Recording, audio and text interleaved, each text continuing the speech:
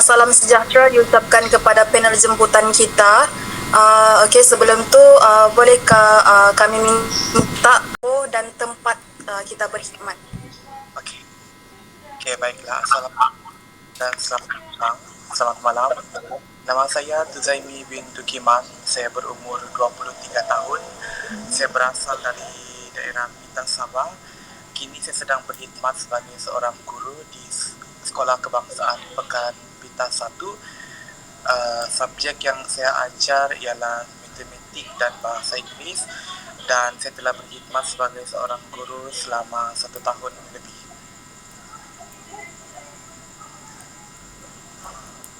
Okey, kalau macam tu kita teruskan kepada beberapa soalan yang akan disoal oleh rakan saya. Okey, Yan. Okey. Cikgu, bagaimanakah Anda memastikan setiap pelajar merasa disokong dan diiktiraf dalam pembelajaran Anda? Okey, baiklah. Untuk menjawab soalan tersebut, setiap orang, tidak kira pelajar maupun pekerja, apa yang paling penting adalah untuk kita merasa dihargai, untuk merasa kita mendapat sokongan. Kerana kita semua tahu bahawa sokongan ataupun penghargaan itu amat penting untuk memberi kita satu impak positif, untuk memberi kita satu semangat. Jadi untuk merujuk kepada soalan tersebut, cara saya memberi penghargaan ataupun sokongan ataupun menghargai murid saya adalah dengan saya memberi hadiah lah.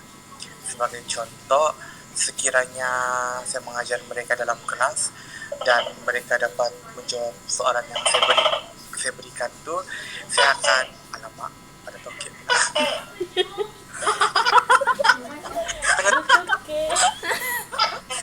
Okey, terus. Kena record ke? Iya, record. Oh, okey juga tu cikgu. Nanti kan record.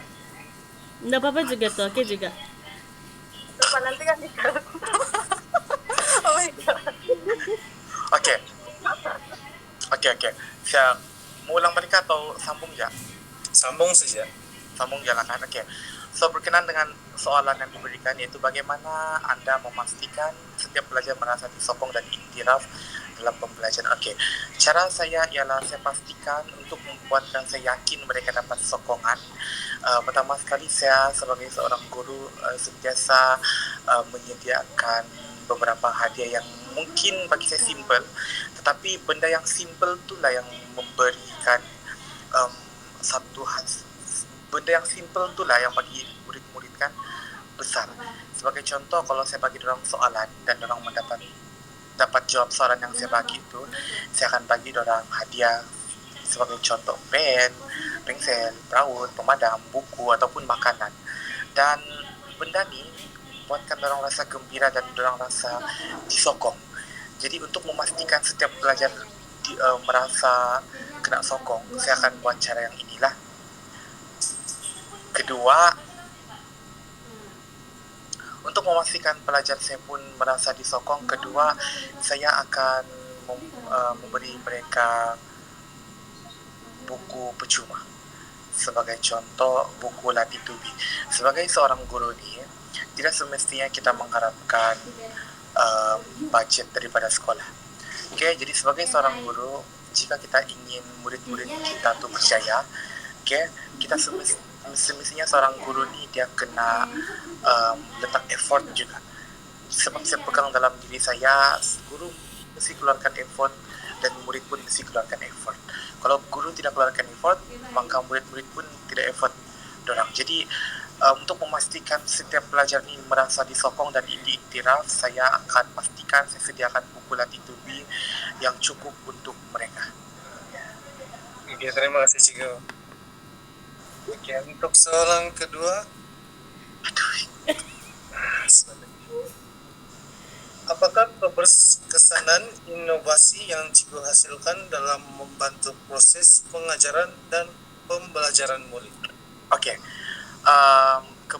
keberkesanan inovasi. Jadi kita tahu bahawa inovasi ini adalah satu pembaharuan ataupun macam tu lah, inovasi ni adalah satu pembaharuan yang dilakukan. Jadi bagi saya satu pembaharuan ataupun dikenali sebagai inovasi ini sangat berkesan, terutama sekali dalam penyediaan bahan mengajar. Jadi apakah keberkesanan inovasi yang saya hasilkan dalam membantu Ay, dia terleft. Dia terleft oh. ulang balik Okey, untuk soalan yang kedua, apakah keberkesanan inovasi yang saya dapat hasilkan dalam membantu proses pembelajaran dan pengajaran murid lah. Okey. Bagi saya, inovasi ini adalah satu kaedah pencarian penyelesaian masalah bagi menghasilkan impak yang positif. Sama ada kita buat pengubahsuaian, penambahbaikan. Jadi bagi saya, inovasi ini sangat berkesan lah kalau kita gunakan. Kerana saya dapat mewujudkan sebuah persekitaran pembelajaran yang lebih kondusif lah, yang memudahkan saya mengawal murid-murid. Selain itu, dia sangat berkesan untuk saya kerana dapat mengatasi masalah kekurangan bahan pembelajaran. Jadi sebagai seorang guru kan, apa bahan yang sekolah berikan tu, sebenarnya sebagai seorang guru ni kita kena lebih kreatif dan inovatif. Sebab untuk memastikan murid-murid kita ni faham apa yang kita ajar, untuk memastikan murid-murid kita ni dapat mencapai tahap yang sekolah mahu, semestinya kita kena buat satu inovasi dalam bidang pendidikan. Sebagai terutama sekali semasa kita mengajar lah. Jadi sebagai seorang guru kita mesti pandai untuk mencipta sesuatu pembaharuan dalam apapun yang kita ajar. Sebagai contoh lah kan, sejarah, ataupun subjek yang saya ajar lah, matematik. Matematik ni kalau kita ikutkan, kalau kita tahu kan, dia mengira, lebih kepada mengira teori. Tapi semua tu sudah lapuk bagi saya. Jadi untuk memastikan kita menarik minat murid-murid supaya dia minat di subjek matematik, sebab setahu saya ataupun pada pendapat saya, pada masa kini subjek matematik, terutama subjek yang saya ajar lah, matematik dan bahasa Inggeris ni kan amat kurang digemari oleh budak-budak maupun sekolah rendah ataupun sekolah menengah. Jadi amat penting kita buat satu inovasi dalam PDPC ataupun dalam pembelajaran. Jadi macam yang saya bilang tadi, dengan adanya inovasi ini sangat berkesan kepada murid-murid. Adakah saya menjawab soalan? Ngam, Cikgu. Terima kasih, Cikgu. Okey, saya teruskan kepada rakan saya. Awas jangan susah-susah. Kau ada soalan ke Reza? Apa tu? Habis sudah soalan kah? Ada satu soalan, boleh tanya soalan tambahan ke cikgu? Boleh je. Okey, soalan dia, jika anda boleh mengubah satu aspek dalam sistem pendidikan, apa yang cikgu akan ubah dan kenapa? Okey. Jika saya diberi peluang untuk mengubah dalam apa-apa dalam sistem pendidikan, apa yang saya mau ubah dan kenapa? Okey. Ayah, mesti terus jawab ke ni? Boleh kan saya berfikir dulu? Boleh. Pelan-pelan bercakap. Sudah. Okey, so saya jawab apa? So, pada pendapat saya,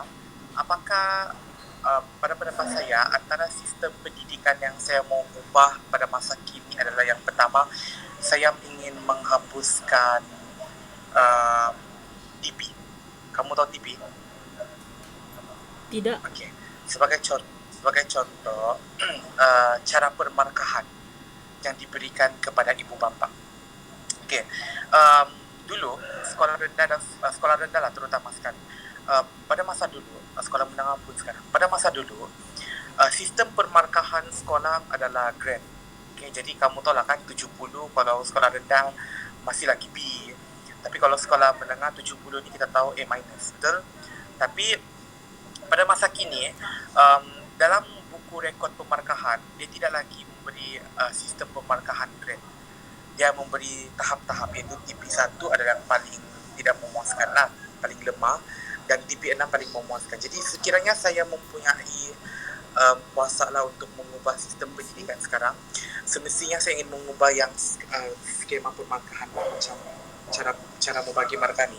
Sebab saya menginginkan proses ataupun cara yang lama, yang dulu. Saya ingin grade-grade lagi, saya tidak mau TP. Kerana TP ni, okay, kita semua tahu TP ni dari 1 sampai 6. Jadi kalau dia dapat TP 3, berapa markah dia dapat? Walaupun TP 1 sampai TP 6 ni dia main level, tapi bagi saya lebih suka dia main grade. Kerana kalau main grade, kita tahu dia punya tahap ni berapa grade yang dia dapat. Ini yang pertama lah. Okey, yang kedua, dalam aspek pendidikan pula,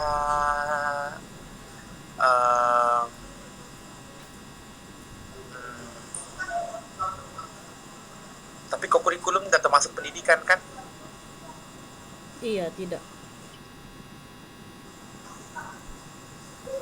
Banyak bagian kurikulum yang aku mau. Okey, tak apalah. Okey, yang kedua, saya berfikir dulu.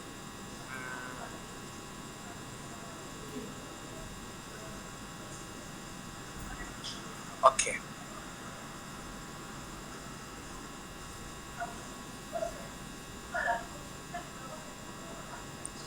Okey.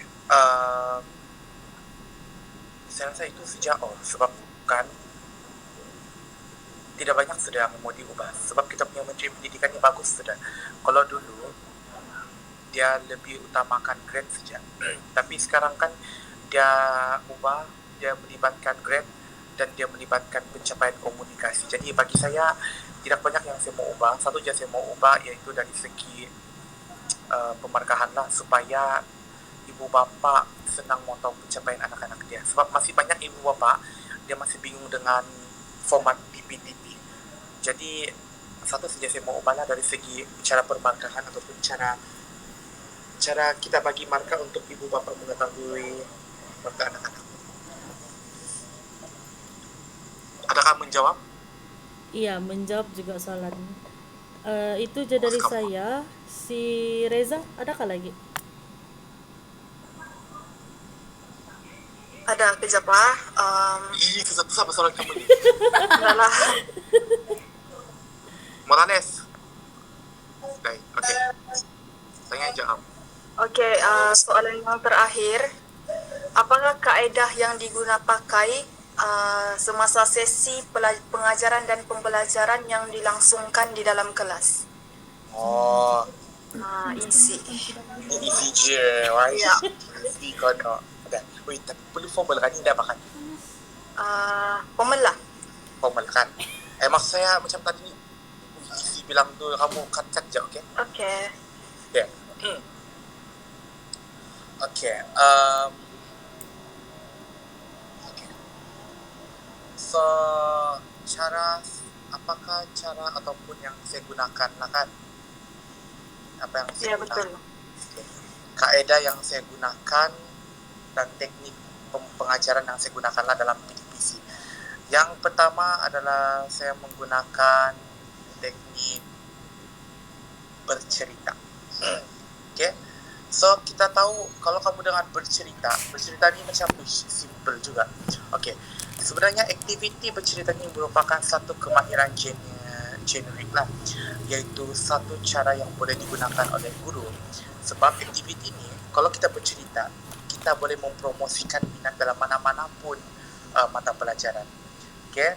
Jadi selain itu, dengan kaedah bercerita ni, kita boleh bantu mengembangkan penghargaan dan keseronokan untuk kita menikmati apa yang kita belajar. Okay? Kedua, saya menggunakan kaedah perbincangan juga. Okay, selepas bercerita, selepas mengajar, saya aplikasikan kaedah perbincangan. Kerana kaedah perbincangan ni merupakan satu aktiviti yang kita semua tahu kan, dalam satu kelas ni mesti paling sikit pun 10 orang. Jadi asal lebih dari satu, jadi sudah kita boleh gelar sebagai aktiviti berkumpulan. Jadi kaedah perbincangan ni adalah satu aktiviti berkumpulan di mana murid-murid boleh berinteraksi sama mereka, sesama saya, untuk membincangkan proses penyelesaian masalah. Sebab dengan menggunakan tiada perbincangan, kalau guru setakat mengajar, tidak tanya balik. Sebenarnya soal tanya balik kepada murid-murid itu kan melibatkan dinamakan perbincangan. Jadi kalau kita tidak melibatkan aktiviti perbincangan, murid-murid tidak akan kita tidak akan sebagai seorang guru, kita tidak akan tahu apa yang sampai dekat murid-murid. Adakah murid-murid faham apa yang kita sampaikan? Adakah murid-murid dapat hasil yang guru sudah rancang? Sebab sebelum kita mengajar, guru ni dia akan sediakan RPH, rutin pengajaran harian. Jadi adakah dengan berbincangan ini kita boleh tahu kita dapat menepati apa yang kita mau dalam RPH macam itu. Yang seterusnya adalah kaedah yang saya gunakan adalah kuis mengejut. Kuis mengejut ni saya dapat idea daripada saya berada di universiti lah. Iaitu selepas sahaja saya buat ujian, saya buat sesi pembelajaran, saya akan buat sesi kuis mengejut, di mana sebelum kelas bermula saya akan prepare satu soalan yang berkaitan tajuk yang saya ajar. Jadi sama ada secara bertayib saya print ataupun saya cuma tulis di papan putih. Jadi kuis ni buat macam pemeriksaan lah, tidak boleh diorang meniru. Sebab dengan kuis ni juga, selain daripada bercerita, selain daripada perbincangan, kuis ni juga boleh membuktikan bahawa keberkesanan kita mengajar. Sama ada dia betul-betul faham apa yang kita sampaikan ataupun tidak. Jadi ini 3 lah yang saya buat.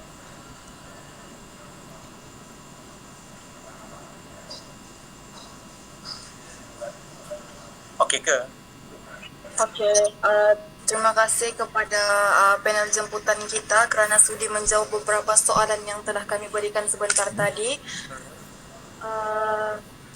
Itu sahajalah. Maka kita tutuplah sesi temu bual kita pada malam ini. Terima kasih. Terima kasih. Thank you, Jumpa cikgu. lagi. Terima kasih juga. Ya, bye. Bye. Slay. Assalamualaikum dan salam sejahtera diucapkan kepada panel jemputan kita. Baiklah, sebelum kita memulakan sesi temu bual kita pada hari ini, saya menjemput kepada panel kita untuk memperkenalkan diri. Sila berikan nama, umur, subjek yang diajar, serta tempat dan tempoh berkhidmat. Baiklah, Waalaikumsalam warahmatullahi wabarakatuh. Selamat sejahtera. Nama saya Jester bin Pata. Saya berumur 24 tahun.